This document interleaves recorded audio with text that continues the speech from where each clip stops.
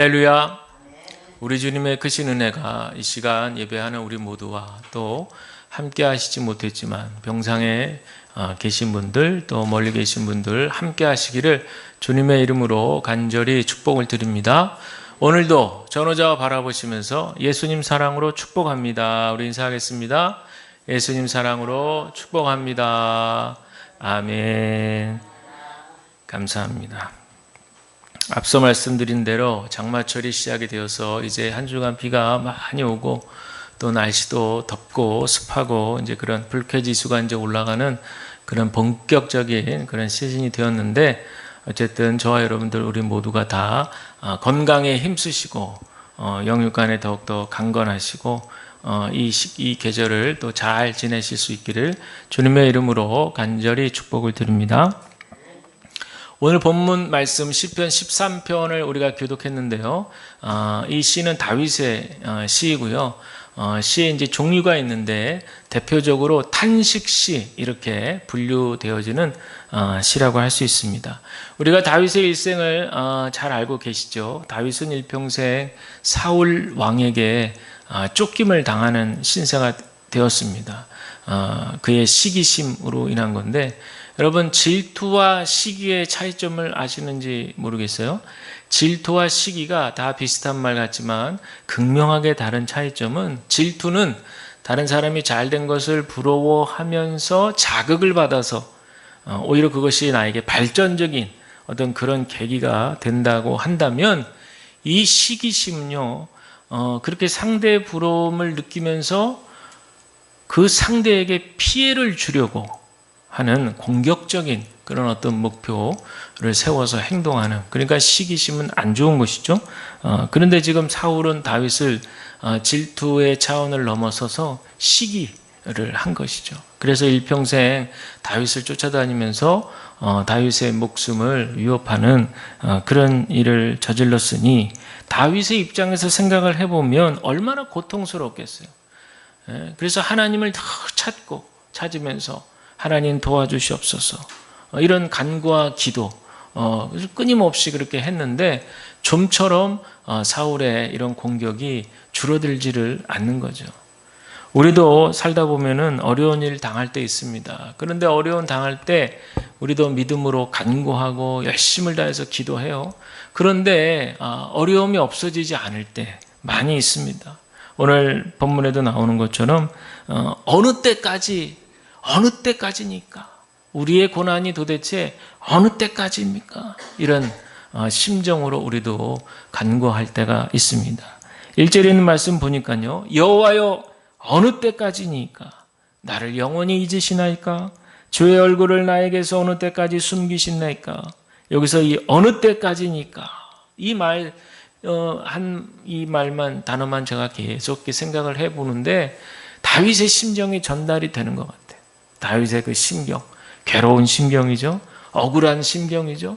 그 심경, 다윗이 잘못한 거 하나도 없는데, 그런데 이렇게 쫓김을 당하고 생명의 위협을 당하는 이 다윗의 심정이 이 단어 하나 속에 잘 담겨져 있습니다.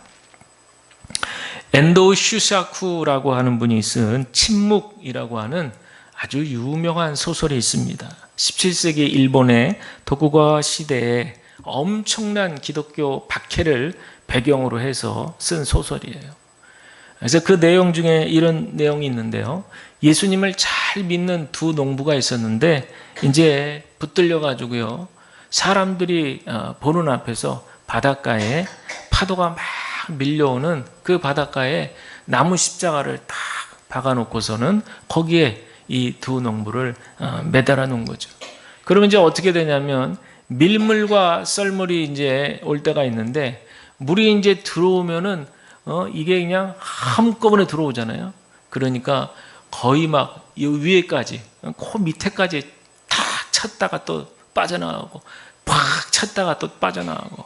그러니까 이제 막 물이 내 앞에서 막 이렇게 들어올 때는 엄청난 공포와 두려움이죠. 그래서 온몸을 바닷물로 다 적시고 나서 쓱 빠져나가면 그 다음에는 바닷바람이 또 그냥 세차게 불어오는 거예요. 그럼요, 온몸은 다 적셔져 있는 상태에서 바닷바람이 불어오니까 이게 밀물, 썰물 반복되다 보니까요. 그 고통과 이 온몸에서 이 한계 지점에 다다르게 되고 며칠간을 그렇게 계속적으로 반복하다 보면 천천히 그렇게 죽음을 맞게 된다라고 하는 이제 그런 얘기죠. 이것이 바로 이 소설 속에 있는 내용인데 이 모습을 지켜보던 한 신부가 너무나 괴로워했어요. 그러면서 하는 얘기가 과연 하나님은 존재하시는가? 존재하신다면 어찌 이리 침묵하실 수 있는가? 하나님 도대체 지금 어디 계신 거예요? 이렇게 이제 절규를 하는 거죠. 그런데 결국에는 이 신부님도 일본 순사들에 의해서 붙들렸습니다. 그리고는 배교하라. 이렇게 아주 압박을 받는 거예요.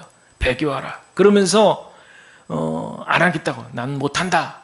그랬더니만은 이 신부님이 복음을 전해서 예수를 믿게 된 그 마을에 많은 사람들을요 한꺼번에 다 모아놓고 끔찍하게 그 보른 앞에서 고문을 시키는 거예요.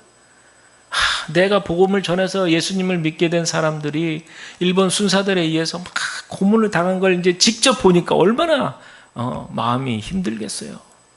그리고는 이제 최후 통첩을 날리는 거예요. 예수님 얼굴이 그려져 있는 성화 있잖아요. 그거를 땅에다 탁 놓고 이걸 짓밟아라. 이걸 짓밟아라. 그러면 용서해 주겠다. 이런 거예요. 그러니 얼마나 갈등의 상황이에요. 그런데 이 이야기는 이제 소설이라고 그러셨잖아요. 이 소설에서 이 작가는 결국에는 이 신부님이 하나님의 음성을 들었고 결국에는 성화를 밟고 지나갔다. 이렇게 그 내용에는 나와 있습니다. 여러분 이런 순간에 정말 하나님이 살아 계실까? 정말 하나님께서 계시다면 어떻게 이런 일이 일어날 수 있을까? 그리고 만약에 나한테 이런 비슷한 일이라도 일어났을 때 나는 과연 어떻게 믿음을 지켜야 되는가? 이런 두려움 마음을 갖게 됩니다. 여러분 하나님을 찾고 부르짖는 다윗을 생각해 보세요. 사울을 향한 미움이고 분노는 맞지만 그 이면에는 정말 그 절망의 밑바닥에서 어떻게든 뛰어넘어 보려고 하는 다윗의 절박한 심정이 느껴지지 않습니까? 그저 한 원수를 미워하는 정도, 그 감정의 폭발 정도가 아니라 정말 가장 밑바닥에서 용수철처럼 탁 튀어오르는 그런 한 인생의 가련한 몸부림 같다. 그런 생각이 들어요. 주님, 어느 때까지니까? 오늘 본문에 보면 4번이나 반복이 되는 이 탄식 속에서 아무리 간구하고 호소해도 아무 말씀 없으시는 묵묵부답하시는 우리 하나님을 향한 원망도 느껴지게 되는 것이에요. 우리나라 현대사의 아픈 현대사가 여러 가지 있지만 1980년도에 광주에서 5.18 민주화 운동이 일어났던 것을 여러분 잘 아실 겁니다. 이때 이제 그 소문이 전라도 광주에서 일어났지만 전국으로 이제 퍼지게 됐잖아요. 그래서 이제 각 대학들마다 막 데모를 하고 시위를 하고 하는데 1983년도에 서울의 연세대학교 채플에서 당시 신학과 학생이었던 김흥겸 씨라고 하는 분이 예배 대표 기도를 맡았는데 이런 기도를 드리게 됐어요. 그의 기도 시작이 온 회중들을 아주 충격 그 자체로 몰아갔고 순간 그 분위기가 아주 얼음장처럼 차가워지게 했는데 그 기도의 시작은 뭐냐면 하나님 이제는 당신이 회개하셔야 될 때입니다. 이렇게 기도가 시작돼요. 그리고 이 기도문을 제가 좀 읽어드릴게요. 어떻게 기도했냐면 주여 당신의 뜻이 무엇입니까? 당신의 뜻을 더 이상 우리가 이 땅에서 실현할 자신이 없습니다. 아니 힘들어서 못 해먹겠습니다. 우리 보고 회개하라고요. 우리가 죄인이라고요. 정말 울며 불며 회개해야 될 것은 하나님이요. 죄인 중에 죄인은 바로 당신입니다. 우리 보고 하라 말고 당신이 한번 이 땅에서 하고 싶은 대로 해봐요. 그래요. 우리는 아무것도 못해요. 그럼 당신은 무엇을 했나요? 독재자가 백주대낮에 수천 명을 학살하는 광주에서 당신은 무엇을 했나요? 당신이 선택했다는 우리도 아무것도 못했지만 당신은 또 무엇을 했는가요? 우리를 시키지 말고 당신이 직접 해보라니까요. 정말 회개해야 할 것은 당신의 실패작인 우리가 아니라 아무것도 하지 않는 당신, 바로 당신 여호와 하나님입니다.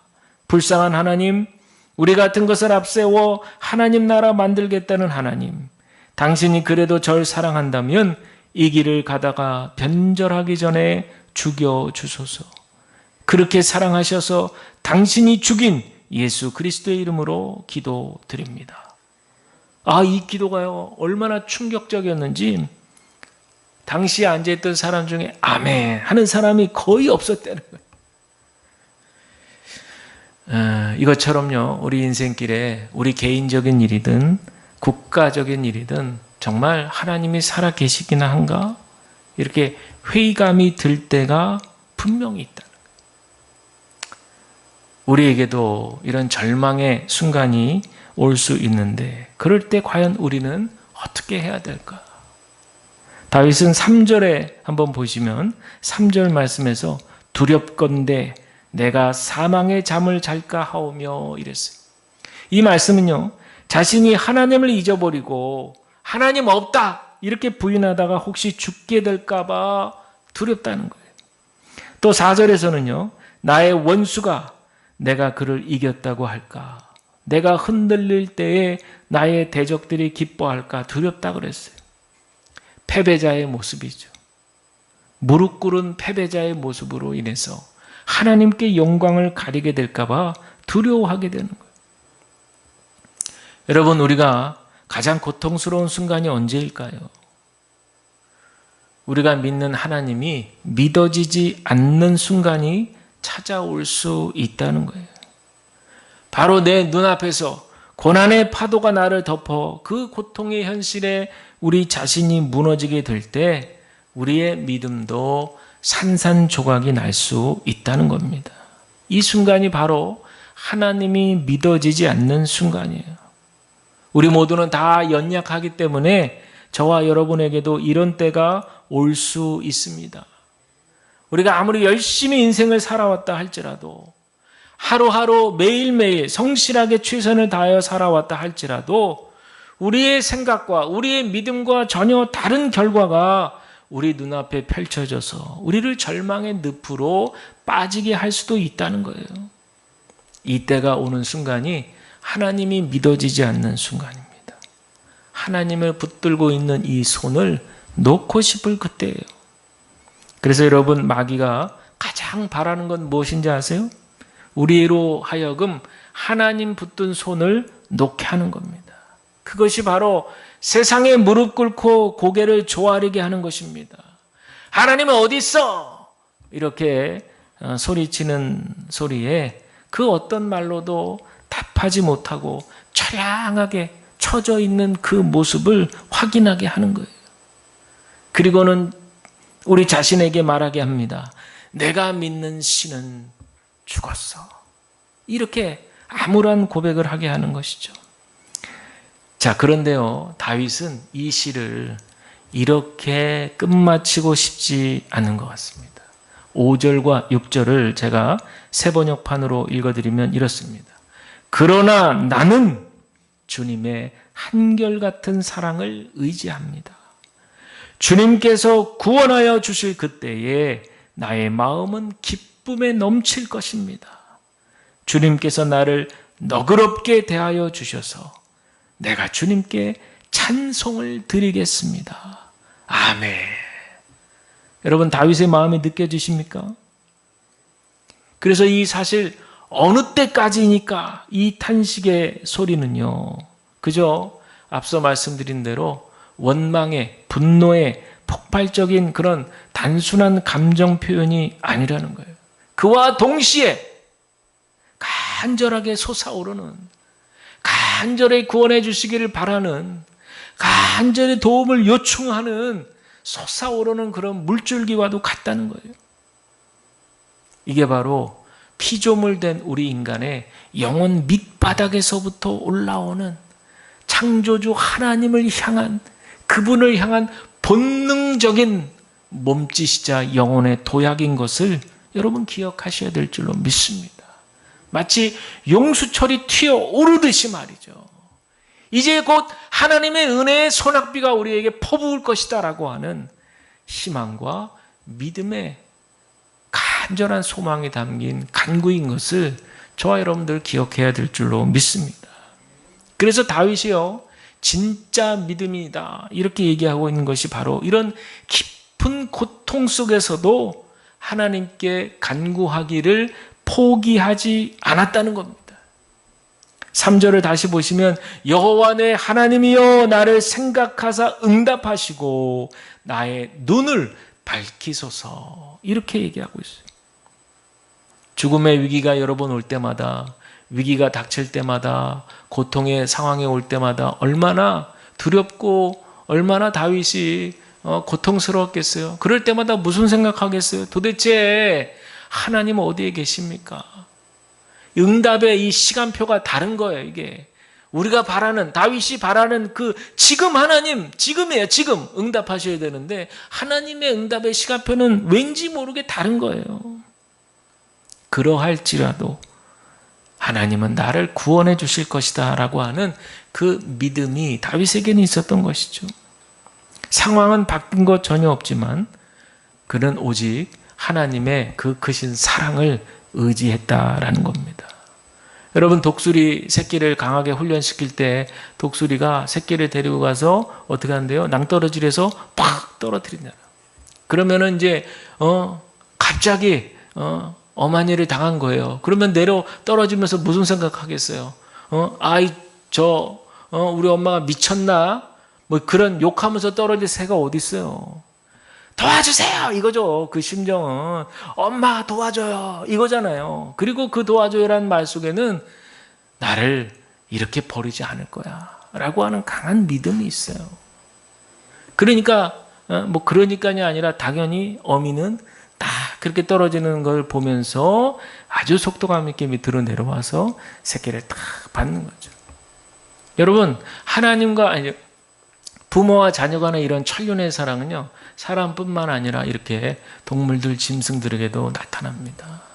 언젠가 동물의 왕국 그런 프로 보니까요, 아주 그냥 약한 새끼 동물한테 동물이 그냥 약육강식 때문에 강자 들어와서 팍 이제 그렇게 잡아먹힐 위기에서 그냥 어미가 정말 여러 마리가 둘러싸고 있는데 이 어미 한 마리가 쫙 와가지고 새끼를 보호하고 살리는 그 장면을 봤는데요. 와, 대단하더라고요. 어미 새끼 막 등에 막 그냥 그 짐승들이 막 그냥 와가지고 그냥 타고 막 물어뜯고 막 그랬는데도 다 그것을 감내하고 말이죠. 결국에는 물리치더라고요.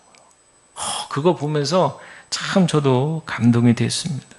여러분, 다윗이 희망을 갖는 건요, 오직 주님의 사랑입니다. 하나님의 사랑을 의지하기 때문에 하나님께서 나를 반드시 구원하실 것이다. 하나님께서 나를 이 어려움 중에서 반드시 살리실 것이다 라고 하는 이 믿음의 소망이 있었다. 우리도 마찬가지일까요? 우리가 어떤 모습이든 간에, 우리가 잘났건 못났건 간에 어떤 모습이든 상관없어요.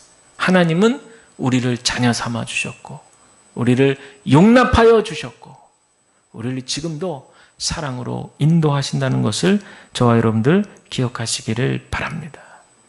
그렇다면 우리는 어떻게 우리 현실 가운데 불어닥치는 이 고통의 풍랑 속에서 헤어나올 수 있을까요? 우리 가운데 경험하는 이 고통을, 고난을 잘 해석하는 능력을 키워야 할 줄로 믿습니다. 지금 다윗도요, 입술로는 언제까지입니까? 어느 때까지입니까? 라고 부르짖고 있지만 사실 그것은요, 내 원수가 왜 저를 이렇게 괴롭히죠? 하는 그런 비판적, 원수를 비판하고 욕하는 그런 소리가 아니라, 아니 하나님 언제까지 저를 잊으실 거예요? 이 말은 따지는 어떤 불평 분만의 차원이 아니고요, 하나님의 기억을 소생시키게 하는 거예요. 하나님의 기억을 자극시키게 하는 거예요. 내 사랑하는 다윗이지. 하나님의 이 기억 속에서 다윗을 두드러지게, 도드라지게 나타나게 하기 위한 그런 다윗의 울부짖음이에요. 언제까지니까? 이거는요, 다윗이 생각할 때 지금 닥치고 있는 다윗이 당하고 있는 고난이 하나님께서 자기를 잊어버리고 있는 상황에서 몰래 원수가 들어와서 자기를 지금 공격하고 있다고 생각하는 거지, 결코 하나님이 나를 소홀히 여겼기 때문에 하나님이 지금 잘못하고 있는 거예요 라는 식으로 하나님의 잘못을 따지려고 하는 부분이 아니라는 거예요. 오히려 어느 때까지입니까? 이렇게 탄식하는 소리 속에는 이제 좀 멀어졌던 하나님의 관계로 인한 이 고난의 상황이 지금은 펼쳐져 있지만 이제 하나님께서 즉시 간섭하시기 때문에 이 고난은 없어질 것이다. 이렇게 아주 믿음으로 선포하는 거예요. 또 두 번째로요. 언제까지니까 이 탄식 속에는요. 그러니까 이제 하나님 일하실 차례입니다. 하나님 구원하실 차례입니다. 하나님 구원의 역사를 일으켜 주실 차례입니다. 이렇게 말하고 있는 겁니다. 또한 나를 영원히 잊으시나이까 이렇게 선포 탄식할 때에는 하나님께서 어찌 저를 잊으실 수 있어요? 이렇게 하나님의 잊으심에 대해서 고발하고 따지는 게 아니에요. 오히려 반대로 하나님의 기억 속에 제가 있습니다. 하나님의 기억의 손길에 제가 지금 잡혀있는 그런 다윗입니다. 하나님. 이렇게 오히려 다윗의 이 고통을 당하는 해석은 하나님을 향한 믿음의 고백이었다는 거예요. 따라서 이 언제까지니까라고 하는 이 표현은 자기가 닥친 상황에 대한 탄식의 표현이기도 하지만 동시에 다윗의 믿음이 표현된 것이요. 의지의 표현입니다. 그 영혼의 깊은 곳에서 터져 나오는 바로 믿음의 표현입니다. 하나님과 자신의 끊을 수 없는 이 관계를 오히려 원수 마귀에게 선포하고 알리는 거예요. 우리는 끊어질 리가 없지. 이 고통스러운 상황에서도 그 탄식 소리 속에는 바로 하나님을 향한 신뢰 믿음이 들어가 있다. 그 얘기입니다. 우리는요 어렸을 때부터 교회에서 믿습니다. 할렐루야. 믿습니다. 믿습니까? 아멘. 이런 것들을 많이 강요당해 왔어요. 그래서 신앙생활 하는 중에 가장 나쁜 게 뭐냐면 무조건 믿으라고 하는 거예요. 덮어놓고 믿으라. 일단 믿어놓고 봐. 일단 믿어. 어릴 때부터 저도 그런 얘기를 많이 들었어요. 이게 바로 이제 맹목적 신앙이죠. 따져보지 않고 그냥 무조건 믿으라는 거예요. 저도 어릴 때 그런 교육을 받았어요. 그래서 좀 뭐가 궁금하다 싶어가지고 교회 학교 선생님이라든지 또 전도사님이나 이렇게 좀 여쭤보면 질문을 하면 제대로 답을 잘 안 해줘요. 그리고 어쩔 때는 좀 이렇게 무안하게 해줄 때도 있었어요. 그게 마치 질문한다든지 좀 이렇게 의문을 갖는다든지 궁금해한다든지 하면 마치 그것을 믿음이 없는 것처럼 생각하는 경향이 있었어요. 그러다 보니까 이제 무슨 문제가 있느냐? 정작 믿음을 발휘해야 될 때가 와요. 우리가 믿음을 가지고 있는 걸 언제 아느냐면 고난의 상황이 올 때 알거든요. 고난의 때 정말 내가 믿음이 있으면 그때 믿음을 발휘해야 되는데 이렇게 예전에는 무조건 믿으라, 덮어놓고 믿으라 이런 식으로 교육을 하고 받다 보니까 그 교육받은 사람이 커서 어떤 사회 속에서 삶 속에서 큰 고난을 당하고 할 때 그때 정작 믿음을 발휘해야 되는데 그러지 못하고 고난 앞에 픽픽 쓰러지는 경우들을 보게 되는 거예요. 진리의 하나님의 말씀을 나의 인격 속에 깊이 뿌리 내리면서 진리를 탐구하는 요거를 이제 구도자의 자세라고 그러죠. 한 걸음 한 걸음 진리를 찾아서 주님을 찾아서 주님과 동행하며 이렇게 찾아가는 순례의 길을 걸어가지를 못하고 그저 정답을 보고 외워버리는 기계식이죠. 기계식 신앙인 교육을 받았기 때문에 그래요.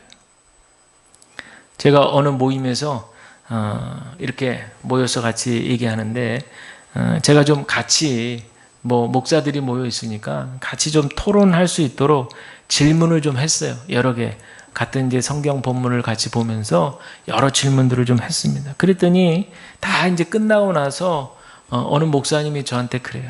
서 목사님 비판적입니다. 그래요. 그래서 이제 무슨 뜻인지 제가 알죠. 예, 저도 잘 압니다. 그렇게 이제 답을 했어요. 근데 저는 이제 무슨 생각이 드냐면, 목사들이 모여가지고 함께 말씀을 집중 연구하고 또 서로 설교 준비에 도움이 되는 그런 질문들도 주고받으면 이제 생각이 좀 이렇게 다양해지고 확장되는 거거든요. 그리고 이제 본문을 보다가 보면 이런 부분은 좀 신학적 주제가 들어있는 본문들이 있잖아요. 가령 이렇게 악에 관련된 부분, 또 조직신학적인 하나님의 성품에 대한 부분도 성경에 많이 나와 있고, 또 여러 가지 인간론에 대한 부분, 하여튼 등등 여러 가지 신학적 주제들이 성경 본문에 많이 나오니까 그런 거 나올 때마다 이제 같이 좀 토론하고 얘기도 나눌 수 있고 이제 그런 건데, 사실 이제 그러면 더욱더 깊어지는 거거든요. 진리를 향해서 진리를 탐구하는 그런 심정으로 점점 더 깊어지는 것이고, 깊어지면 깊어질수록 뿌리가 밑으로 내려가니까 바람이 아무리 불어도 흔들릴지언정 뽑히지 않는 거거든요. 그렇잖아요? 그런데 그렇지 않고 그냥 얕은 수준에서 뿌리가 내려져 있으면 통째로 이렇게 이제 우리 비바람이 불고 말이죠. 그래서 태풍이 오고 그러면 그냥 나무가 통째로 뽑혀 나가는 거거든요. 그래서 우리는 뿌리 깊이, 우리 예수님께로 우리 깊은 신앙을 위해서 뿌리를 계속 내리는 방법 중에 하나는 질문하고 생각하고 또 질문하고, 좀 약간 회의스러운 질문을 할지라도, 좀 의문이 가는 그런 질문을 할지라도 그런 질문을 해가면서 진리를 향해서 차분차분하게 그렇게 가는 그런 어떤 우리의 신앙 여정이 굉장히 중요할 수 있다라고 하는 거예요. 특별히 코로나 이후에 많은 분들이 어렵고 힘든 때를 보내고 있는데, 이런 때일수록 우리의 신앙을 좀 더 깊은 뿌리를 내리기 위해서는 좀 더 깊은 생각과 질문 속에서 때로 좀 회의스럽다 할지라도 그렇게 사색하며 고민하며 대화하며 토론하다 보면 성령께서 비록 처음에는 회의감이 많이 들었던 그런 가운데에도 진리로 인도하는 경험을 하게 될 줄로 믿습니다. 사랑하는 성도 여러분, 우리 삶에 고난의 상황이 분명 있는데 그때 우리의 믿음도 흔들려지고 하나님이 믿어지지 않을 때가 있어요. 분명히 있어요. 이럴 때 우리가 어떻게 해야 되는가? 다윗처럼 탄식해야 될 줄로 믿습니다. 힘들 때 오히려 소리를 안 내는 분들이 있어요. 너무 힘드니까. 그 심경은 이해해요. 그러나 그것보다는 오히려 힘들면 힘들수록 밖으로 표출해야 됩니다. 어떤 소리라도 욕을 할지언정. 근데 또 우리 한국 사람들은 교육을 너무 잘 받아가지고 어찌 그런 불경스러운 말을 해? 또 이런 생각을 해서 말을 못해. 아니에요. 하나님은 어떠한 말도 들으시는 거예요. 지금 내 마음이 도대체 하나님 앞에 좋은 말이 안 나와.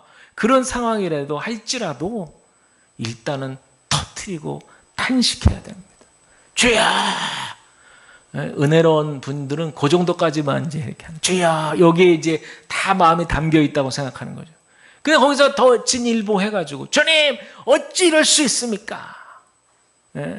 이렇쿵 저렇쿵 하여튼 다 얘기하는 거예요.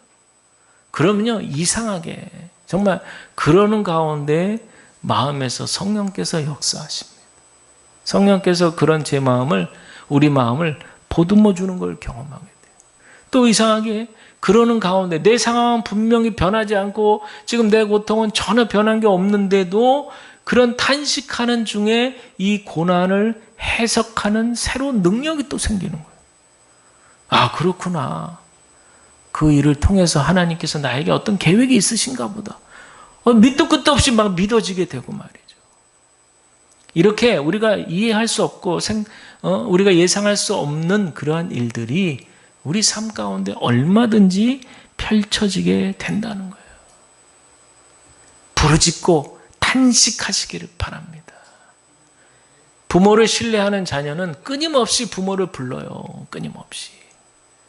그 왜 그래요? 어떤 부모가 자기한테 어떻게 한다, 어떤 마음에 들었든 들지 않든 간에 부모를 신뢰하면 계속해서 자꾸 부르는 거예요.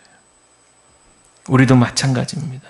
여러분, 우리 어렵고 힘든 일이 많이 있지만 계속해서 하나님을 부르짖고 하나님을 찾으시고 더 나아가서 하나님 앞에 탄식하시기를 주의 이름으로 간절히 축복합니다.